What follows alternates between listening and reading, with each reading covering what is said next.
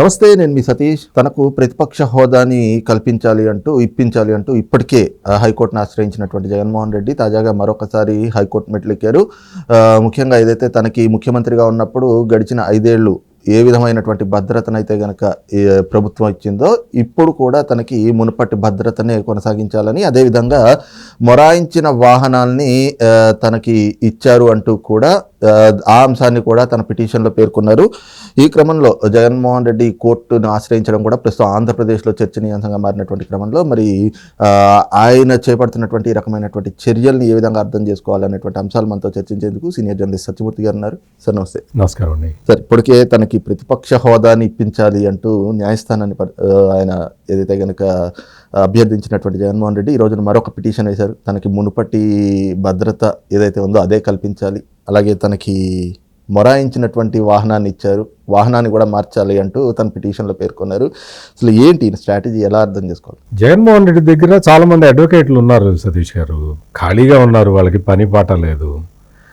ఆ అడ్వకేట్లకి పని చెప్పాలి, ఏదో ఒక విధంగా చేయాలి కదా, వాళ్ళకి పని అప్పగించాలి అన్న ఉద్దేశంతో ఇటువంటి పిటిషన్లని వేస్తున్నాడు. ఇప్పుడు అసలు వాస్తవంగా జగన్మోహన్ రెడ్డికి ఉన్నది Y+ కేటగిరీ భద్రత. ఆయన ముఖ్యమంత్రిగా ఉన్నాడు కాబట్టి, ముఖ్యమంత్రిగా పనిచేసిన వ్యక్తి కాబట్టి, మాజీ అయినా సరే ఎంతో గౌరవప్రదంగా ప్రస్తుత ముఖ్యమంత్రి చంద్రబాబు నాయుడు ఈ మాజీ ముఖ్యమంత్రి జగన్మోహన్ రెడ్డికి Z+ కేటగిరీని కంటిన్యూ చేస్తున్నాడు. వాస్తవంగా అయితే ఇంకో వ్యక్తి ఎవరైనా ముఖ్యమంత్రిగా ఉంటే ఇతనికి Y+ కేటగిరీకి పరిమితం చేయాలి. ఎందుకంటే జగన్మోహన్ రెడ్డి నుంచి రాష్ట్రానికి థ్రెట్ ఉంది, కానీ వేరే ఎవరి నుంచి జగన్మోహన్ రెడ్డికి థ్రెట్ లేదు. జగన్మోహన్ రెడ్డి రాష్ట్రాన్ని విధ్వంసం చేశాడు, కానీ రాష్ట్రంలో ఉన్న ఎవరు ఏ వర్గము కూడా జగన్మోహన్ రెడ్డి ఆస్తుల్ని విధ్వంసం చేయలేదు, జగన్మోహన్ రెడ్డి మీద అటాకులు చేయలేదు, జగన్మోహన్ రెడ్డికి సంబంధించిన వ్యవహారాల్లో జోక్యం చేసుకోలేదు. జగన్మోహన్ రెడ్డి ముఖ్యమంత్రిగా ఉన్నప్పుడు అన్ని వర్గాల ప్రజల్ని నాశనం చేశాడు, అన్ని వ్యవస్థల్ని నాశనం చేశాడు. అసలు రాష్ట్రంలో ఉన్న వ్యవస్థలకి థ్రెట్ ఉన్నది జగన్మోహన్ రెడ్డి నుంచి. రాష్ట్రంలో ఉన్న అన్ని వ్యవస్థలకి జగన్మోహన్ రెడ్డి నుంచి రక్షణ కల్పించాలి. అంతే తప్ప ఈయన నాకు థ్రెట్ ఉంది అని చెప్పుకుంటున్నాడు. ఇప్పుడు ముఖ్యమంత్రిగా ఉన్నప్పుడు నాకు థ్రెట్ ఉంది, అందుకని చెప్పి నాకు భద్రత పెంచండి అని చెప్పి ఈయన భద్రత పెంచుకోవటమే కాకుండా ఈయన భార్యకి భద్రత పెంచారు. ఈయన కూతుళ్ళు ఎక్కడో లండన్లో చదువుతుంటే వాళ్ళకి భద్రత పెంచారు.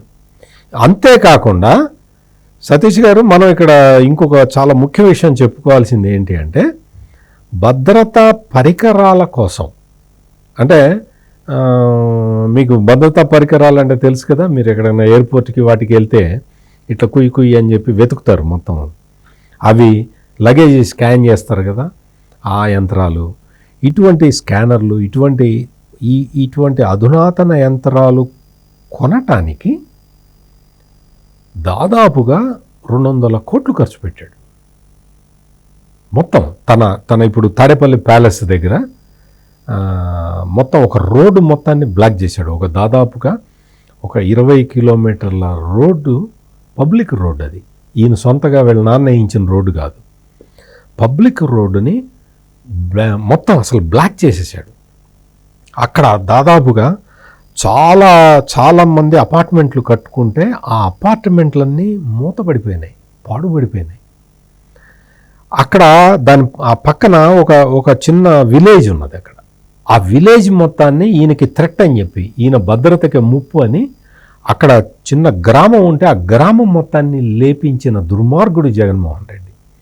వాళ్ళందరికీ ఏం చేశాడు అంటే, మీకు ఇక్కడ 100 గజాలు ఉంటే నేను అక్కడ వేరే చోట 100 గజాలు ఇస్తానని చెప్పి, అక్కడ ఇల్లు కూడా కట్టిస్తానని చెప్పి వాళ్ళతో అగ్రిమెంట్ చేసుకొని స్థలం ఎక్కడ ఇచ్చాడు తెలుసా? పక్కనున్న చెరువులో ఇచ్చాడు. చెరువులో ఇళ్ల స్థలం ఇచ్చాడు. అక్కడ పైగా ఇల్లు, ఆ చెరువులో కూడా ఇల్లు కట్టలేదు.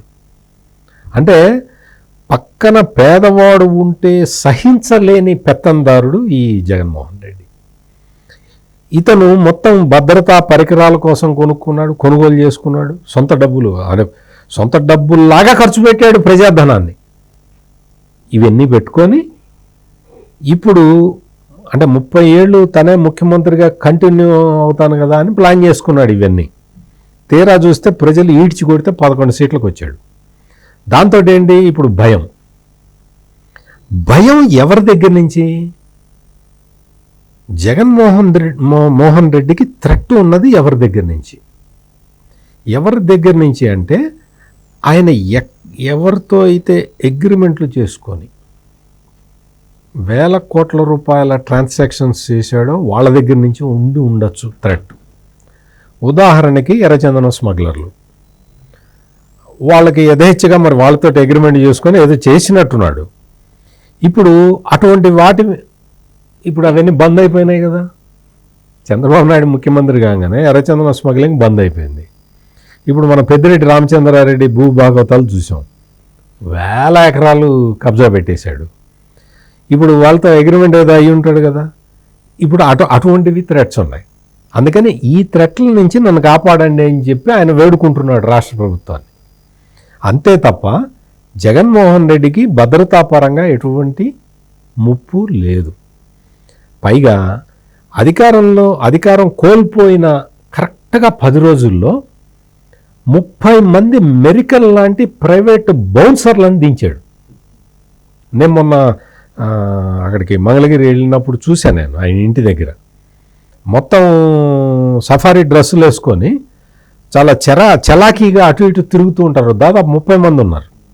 వాడు ఒక్కొక్కడు 10 మందిని కొట్టే అంత శక్తి ఉన్నట్టు వాడికి.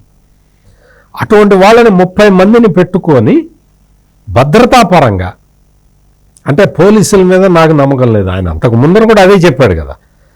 ప్రతిపక్ష నాయకుడిగా ఉన్నప్పుడు, అంటే ఇప్పుడు ప్రతిపక్ష నాయకుడు కాదు కానీ అప్పుడు ప్రతిపక్ష నాయకుడిగా ఉన్నాడు కదా.